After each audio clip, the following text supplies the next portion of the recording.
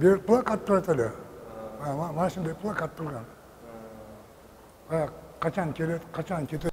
Кезегинде адам саны үзүлбөгөн Жалал Абад темир жол бекетинин каттуу залы азыр энсиреп турат. Кароолчудан башка эч кимди кезиктире албайсың. 1986 жылдары ушул бекет аркылуу Андижан жана Ташкентке каттаган Абдуллажан Аксакал ал күндөрүн азыр жомоктогудай эстейт. Жалал Абад Андижан поезд болот эле. Bir bilet 122 turат эле Союздун туулуна. Анан Жалал Абад Ташкент деген поездар болгон.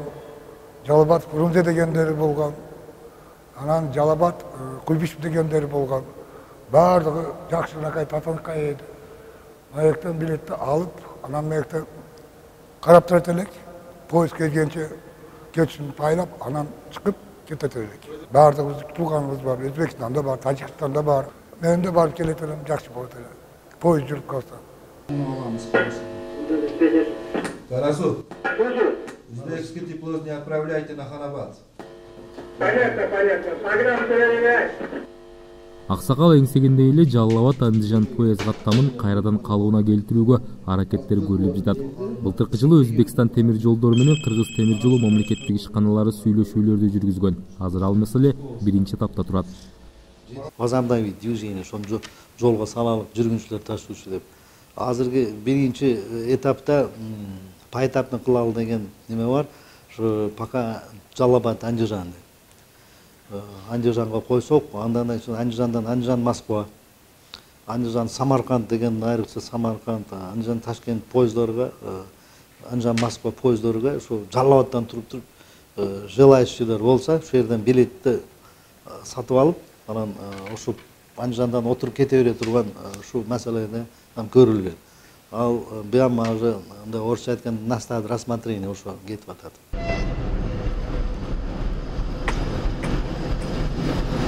Жалал Абад станциясына эң акыркы жүргүнчү ташыган поезд Андижандан 1999 жылы келген. Андан бери станциянын иши токтоп турат. Ага чейин күн сайын Ташкентке, Андижанга 2 күндө бир, Бишкекке жана жумасына 2 жолу Москвага каттан бар болчу. Учурда темир жол жүк ташуу гана кызматын көрсөтүп келатат. 16-17 жылдары бизге келе аткан жүктөрдүн көлөмү өтө азайып кетти. Муну себеби тарифтер. Основной бизге келе турган жүктөр Россиядан, Казакстандан, СНГ мамлекеттерден келет. Ошону аларды тарифти жогору болгондон. Атап кетсек, кандай жүктөр, маселен, мунай заттар айрыкча 2 жыл ичинде келбей койгон эле, Бишкекке келип, Бишкектен машина менен бияка тартып келчү эле. Мына 11 айында келген мунай заттар ГСМ деп коебуз. Ошолар 2337 болгон, 140 000 тонна келди эле. Анан буудай Казакстандан келип аткан 554 болгон, 38 000 тонна. Анан жер семирткичи бул келгенде 735 болгон, 46 000 тонна. Анан un айрыкча келип атат. Жалал Абад темир жол станциясы калктуу конуш жайгашкан айылдын ортосунда жайгашып, ар убак жашоочуларга тоскоолдуктарды жаратып келет. Айрым учурларда поезд тебелеп кетип, адам өмүрү кыйылган окуялар да кездешет. Мындан улам бажы биримдигинин талабына ылайык станция жаңы тартипте иштөөгө өтө баштады.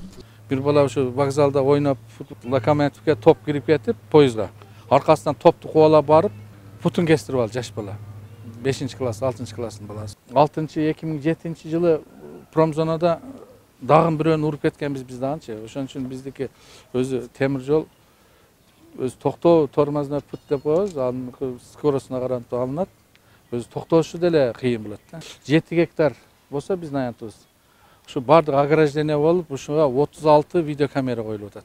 Мынакей коюлду, азыр көрүп атасыз чоң. Муну уже таможенный союздун немеси талабы ушундай экен. Таможенный союздун талабы менен теразадан курулду, ограждениедан курулуп атат.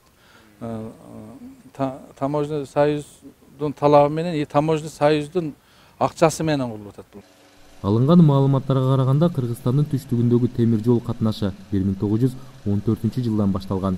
Биринчи поезд 1914 жылы Кара Суу районундагы бекетке чейин келген. Жалал Абадка алгачкы поезд 1916 жылы каттаган. Андан кийин 1930-35 жылдары Кыргызстандын түштүк аймактарына бир катар темир жол бекеттери курулган.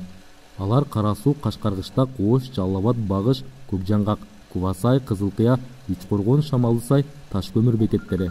Азыр бул станциялардын дээрлик баары иштебей турат. Көмір чурарды, кранды ишлегенмін. Как подменный болганмын бірінші. Стропылшек, крановщик, көмір чурарды. Мен бул жерде көмүр жүктөгүч болуп иштегем. Сайыз убагы менен азыркыны такыр салыштырууга болбойт. Мен эс алууга кетерде 2 жыл алдын. Бул станцияда иш такыр токтоп калды. Эртең менен келебиз, олтуруп эле кайра үйгө кетебиз. Азырда мурункудай көрүлдөгөн иш жок бул жерде. Анткени менен түштүк темир жолу ишканасында ушул тапта 636 киши эмгектенет. Жумушчулардын орточо айлык акылары 10-12 миң сомдун тегерегинде. 2 жыл мурда ишкана 100 жылдык мааракесин белгилеген. Оксан Калматов, Азаттык, Жалал Абад облусу.